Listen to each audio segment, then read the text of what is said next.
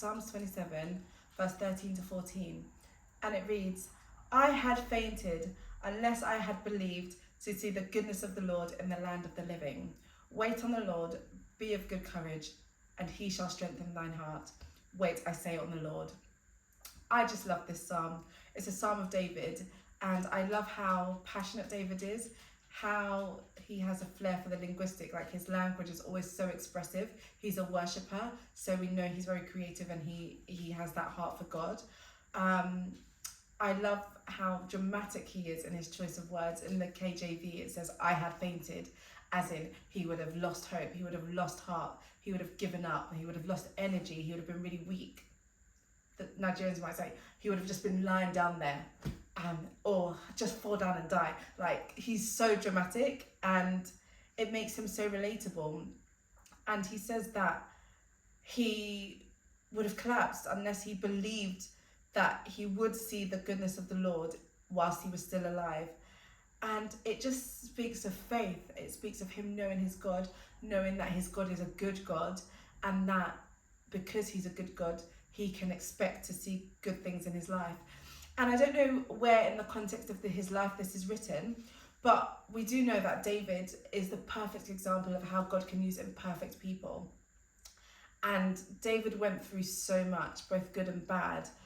We know that he's the last-born son of Jesse. When Samuel went to Jesse's house looking for the king that he wanted to anoint, Jesse lined up all his sons, and Samuel went through all of them and said, do you not have any more children? Like, because I know I heard from God, right? And God is telling me that one of your sons is going to be king, and it ain't none of these. So do you have any more children? And David was out in like tending sheep. Like, he was overlooked by his own family. He was invisible to his own family, yet he was chosen by God to be king. And he went through so much. Like I said, his son Absalom killed his other sons. His daughter got raped by one of his sons, which led to Absalom going on his killing spree in the first place. David had an affair with a woman, and then when he found out that woman was pregnant, he brought the woman's husband home from war, hoping that he would just sleep with her and then it would be okay. And then when that didn't work, because the guy was loyal to David and was basically staying in his, like, outside David's palace, he then sent the guy back to war and put him on the front line so that he'd get killed. And then when the baby was born, God gave him the word that because of your sin, like, the baby's not going to live. So he lost a newborn child. He went through so many things. He was responsible for a plague coming on the children of Israel when he ordered a census that God didn't tell him to do. He really wanted to be the one to build the temple, but because of all the bloodshed, all the wars that he led over, God said that he couldn't, but it was his son that would do that. So he really went through so many things. And like I said, we don't know when in the context of his life this was written, but we know that David, supernatural faith, slayed Goliath. He had got the plans for the temple, and although he didn't build them, God entrusted him with the plans. He won many wars. He was the person who brought music into worship. He brought the Levites and priests and ordered a structure to service. So how we do worship and how we have structure to our service now, that's because of David. He did so many good things, and God used him to perform mighty acts. He's known as the man after God's own heart. We wouldn't have any of the Psalms without David's honesty, Psalms 51 is my favourite Psalm because it's actually taken after he sleeps with Bathsheba and gets her pregnant and that whole scandal. And you can just see how he repents, how his heart breaks, how he's raw and honest. And sometimes when I don't have the words to pray, when I'm feeling a type of way, I find that David has been there, has written it down, has expressed how he feels. And so I can sometimes just say that psalm aloud, knowing that my prayers and that outpouring goes to God in the same way that David would have felt, and David would have taken it to God, and God hears our prayers. So he definitely did see the goodness. And like I said, I don't know when in the context of his life these verses, this chapter is written, but what we do know is that David finished well, that David is resting in God's bosom right now, that God used David in extraordinary ways, and that ends in Jesus. For example, the Davidic line that started with David and then Solomon, his seed, who's also Bathsheba's son. That's a separate conversation, but God used him to bring out that lineage of the Davidic lineage, of the Davidic covenant, which ends in Jesus. So he did see God's goodness, and he got to see the start of that goodness whilst he was still alive. So we know that God kept his promise, and we know that David didn't lose heart and he didn't have misplaced faith.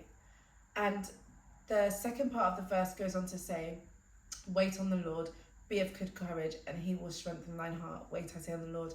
And I feel like, again, we can learn so much from David. To wait on the Lord, to know that God is good and that we're waiting for good things. We need to know the character of God. We need to know that we serve a good God, that he's kind. God is often described as God the Father. And if you think of him in that parent figure way, you can think of someone who is kind, who looks out for you, who knows us better than we know ourselves. He's unique in that he made us, so he knows us better than anyone in the world. And so when he says he wants the best things for us, he knows what's the best things for us, and he orchestrates that for our life. And I think sometimes we can often bring God down to the level of our experience. For example, if you haven't had positive examples of parents in your life, then we bring God down to that, and that's where we cap our expectation of good at. But no, God is a really good father, so he's going to exceed, he's going to go above and beyond what we can even imagine, what even are the nicest parents, the kindest, the best parents on earth can do. He will blow that out of the water. And we, knowing the character of God, knowing that he's a good God, and like I said the other day, he's 100% good, he's absolute good, and there's no evil in him, we can then expect that what he will have in store for us is good, and we can take heart in that and have courage. And then David goes on to say, he will strengthen our heart. And God is kind. I don't know about you, but I'm in a waiting period at the moment, in a waiting season. And every day I wake up, sometimes it's great and I'm like, yes, God, it's another day closer, like this is great. Other days I'm like, oh, it's another day and I haven't seen any fulfillment of promise. And it can be disheartening. But it's comforting to know that through it all, it's God that really strengthens my heart. It's God that really keeps me expectant, keeps me hoping. I can expect that I will see the fulfillment of promise because God is good. And with that, David is just saying, look, God is good. You know God is good.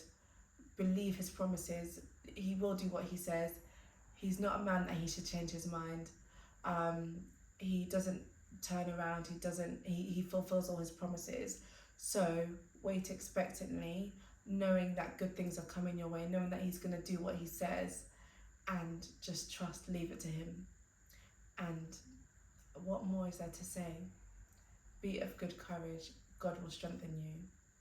So whatever you're waiting for, whatever you're expecting, whatever you're hoping to see, know that whatever it is, you will see God's goodness whilst you are alive. See you tomorrow.